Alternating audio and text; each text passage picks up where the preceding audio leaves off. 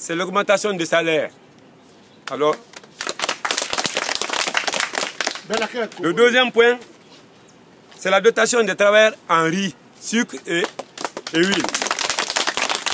Troisième point, le paiement des primes au titre du 13e mois.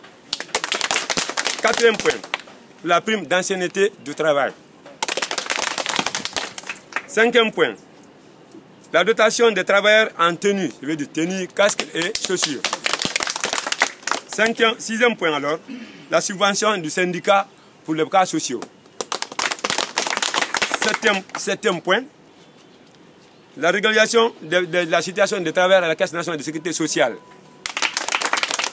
Huitième point, la construction d'une cantine ouvrière. Il y a des années ici, nous mangeons à l'abri de tout. L'hivernage, poussière, tout. Comme il a vu nos situations, comme je l'ai dit, il a le souci des travailleurs, il a préparé une cantine ouvrière. Vous êtes journaliste, vous êtes prêts tout de suite, on va vous montrer les locaux. Vous allez visiter pour concrétiser ce qu'on est en train de dire.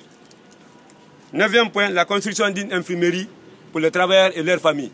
Ça aussi, vous êtes là, la preuve est là, vous allez passer aussi voir ce qui est en train de se faire là-bas comme travail. Mais avec tous ces soucis, c'est autour de quoi? L'argent. Et quand on parle de l'argent, il faut parler d'abord de la paix. On dit que l'argent n'aime pas le bruit.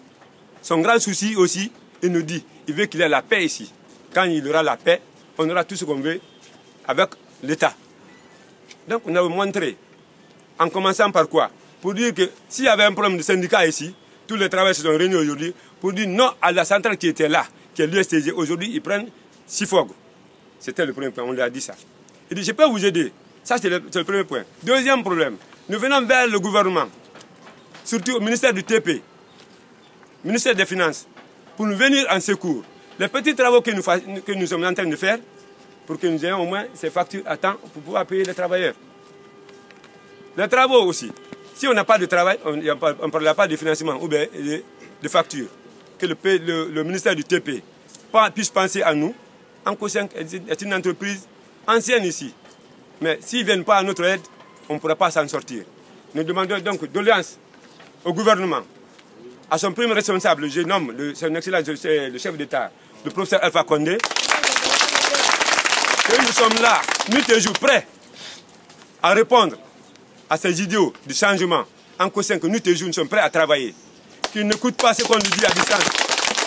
Qu'ils viennent voir sur le terrain. J'envoie les gens pour voir sur le terrain aujourd'hui s'il y a la paix ici. Parce que son mot, il dit l'argent n'aime pas le bruit. Il n'y a plus de bruit en Anco5. S'il y avait le bruit, il n'y a pas de bruit. Qu'ils viennent faire le constat. Pour le moment, on se limite là.